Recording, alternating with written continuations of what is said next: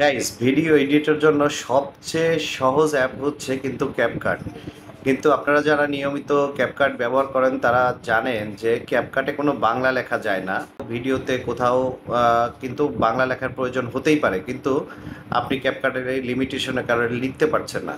তো চলুন আজকে এটা শিখাই দেই যে ক্যাপকাটের মাধ্যমে কিভাবে আপনি বাইপাস সিস্টেমে বাংলা লিখতে পারবেন। তো চলেন ঘুরে আসি একটু। তো চলে আসলাম আমরা স্ক্রিনে। তো প্রথমে আমরা নতুনদের জন্য ক্যাপকাটের এই লিমিটেশনটা দেখব। ক্যাপকাট ওপেন করলাম আমরা।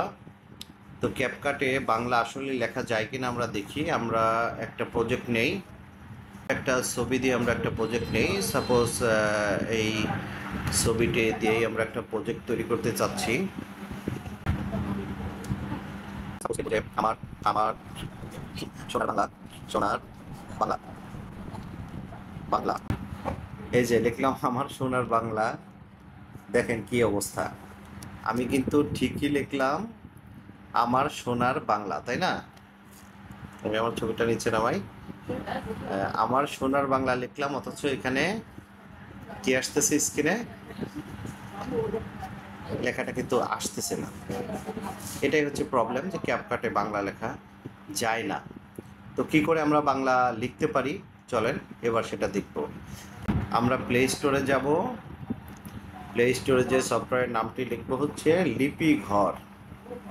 লিপি ঘর অর্থাৎ বাংলা লেখার জন্য একটা সফটওয়্যার আমরা এখান থেকে নামাই নেব। এই যে আমি ট্যাপ করছি সফটওয়্যারের উপর, দেখতে পাচ্ছেন এই সফটওয়্যারটা কিন্তু আমার ইতিমধ্যে ইনস্টল করা আছে। তো আমরা এটা ওপেন করি। ওপেন করে এখানে বিভিন্ন স্টাইলিশ বাংলা লেখার ফরম্যাট আপনি পাবেন। বিভিন্ন ধরনের অলরেডি টেমপ্লেটস এখানে দেয়া আছে। এই টেমপ্লেটসগুলো আপনি ব্যবহার করতে পারেন। আমি এই লিপি ঘরের এই টেমপ্লেটসটাই নেই। এই টেমপ্লেটসটা ওপেন করি আগে। আমরা এই টেমপ্লেটসটা ওপেন করে এখানে আমরা এটা এডিট করতে পারবো। আমরা যেটা দরকার নেই সেটা এখান থেকে ডিলিট করতে পারবো। ডিলিট করে দেই, যেটা দরকার আছে সেটা নিচ্ছি। আমরা এই যে লিপি ঘর, এটাকে এখন এডিট করি। এডিট করে লিখতে চাই যে লিখলাম আমি আমার সোনার বাংলা। এটাকে সাইজ সাইজ ছোট করে নিলাম একটু। এই বাংলাটুকু আমরা নিলাম, ওকে দিলাম। এখন ব্যাকগ্রাউন্ডটা ফ্যাক্ট, এখানে ব্যাকগ্রাউন্ডটা সবসময় আমরা ব্ল্যাক রাখবো, ঠিক আছে? তাহলে ব্যাকগ্রাউন্ডটা ব্ল্যাক রাখার জন্য আমরা এই যে ব্যাকগ্রাউন্ডে যাব। ব্যাকগ্রাউন্ড প্রথমে আমরা কি করে দেব, এই যে ট্রান্সপারেন্ট আছে, ট্রান্সপারেন্ট এখানে থাকলেও আসলে ট্রান্সপারেন্ট হয় না। তো সেক্ষেত্রে আমরা কি করব, এটা ফিল করে দেব ব্ল্যাক কালার দিয়ে। ব্ল্যাক কালার সিলেক্ট করার পরে আমরা অপাসিটি বাড়িয়ে দিলাম, এটা ব্যাকগ্রাউন্ড ব্ল্যাক হয়ে গেল। অর্থাৎ আমরা একটা ছবির উপরে আমরা বাংলাটা লিখলাম প্রথমে, এটাই কাজ। আমরা এখানে অপশন আছে ছবি সেভ করার দুটো, পিএনজি এবং জেপিজি। আমরা জেপিজি ফরম্যাটে কিন্তু এটা সেভ নেব। তো আমরা ব্যাকে চলে যাই, আমরা ক্যাপকাটে আবার ঢুকে যাই।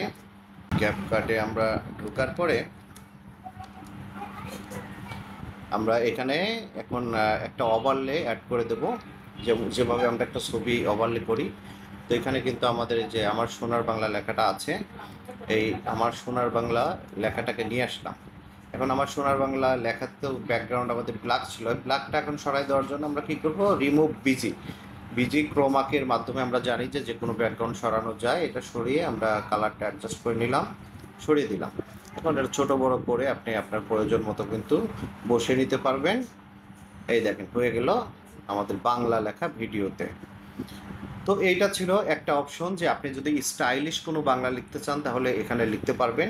কিন্তু আরেকটি পদ্ধতিতে আপনি লিখতে পারেন, ধরেন আপনি অন্য একটি অ্যাপসের মাধ্যমে আপনি বাংলা লিখলেন, যেটাতে কোনো ব্যাকগ্রাউন্ড কিন্তু থাকবে না, একদম ট্রান্সপারেন্ট থাকবে। তো সেক্ষেত্রে আমরা একটা প্রজেক্ট এখানে নেই পিক্সআর্টে।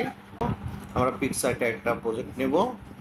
নেওয়ার পরে আমরা এখান থেকে যে ব্ল্যাঙ্ক ব্যাকগ্রাউন্ড আছে এটা আমরা সিলেক্ট করে নেই। এটা সিলেক্ট করলে আমাদের ব্যাকগ্রাউন্ডটা কিন্তু একদম ট্রান্সপারেন্ট হয়ে গেল। এখন আপনি এখানে কিন্তু টেক্সটটা লিখতে পারেন যে আমার সোনার বাংলা, যে আমার সোনার বাংলা, এটা আমি লিখলাম। লেখার পরে আপনি যদি চান এই লেখাটাকে আরও ডিজাইন করতে, তাহলে যে স্টাইলিশ সিলেক্ট করে এখান থেকে বিভিন্ন ফরম্যাটে আছে, আমি এই জিনিসটা নিলাম, এটা ফিল্টার দিয়ে আমি লেখাটাকে এভাবে বানালাম। এখন এটা যদি আমি সেভ করি, তাহলে আমার গ্যালারিতে ব্যাকগ্রাউন্ড ছাড়া একটা লেখা কিন্তু জেপিজি ফরম্যাটে চলে যাবে। তো আমরা এগেন আমরা ক্যাপকাট বের করব, ক্যাপকাট বের করে আমরা ধরেন এইখানে ওই লেখাটাকে অ্যাড করবো, আবার একটা ওভারলে দেবো, ওভারলে দেওয়ার পরে যে আমার সোনার বাংলা এসে গেছে, এখান থেকে আমরা এটা নিলাম। ঠিক আছে, এটা নেওয়ার পরে এটা দেখেন এই যে আমি বড় করে দিলাম। তাহলে এখন আগেরটা এবং এটা কম্পেয়ার করেন, আগেরটা আমাদের ব্যাকগ্রাউন্ড রিমুভ করতে হয়েছে, এখনকারটা ব্যাকগ্রাউন্ড রিমুভ করতে হবে না, যেহেতু এটা ব্যাকগ্রাউন্ড ছাড়াই একটা লেখা ছিল। তো দুটো অপশনই থাকলো, এখানে পিকচার দিয়ে করলে যেটা হবে যে আপনি কিন্তু কোনো ডিজাইন অক্ষর পাবেন না, আর এখানে লিপি ঘর দিয়ে করলে আপনি যে কোনো বাংলা ডিজাইন বা স্টাইলিশ লেখা আপনি লিখতে পারবেন। তো থ্যাংক ইউ গাইস, আমার ভিডিওগুলো ভালো লাগলে অবশ্যই লাইক, কমেন্ট এবং শেয়ার করে আমাকে অনুপ্রাণিত করবেন এবং যথাযথভাবে আমার পাশে থাকবেন এই প্রত্যাশা করছি। Thank you so much.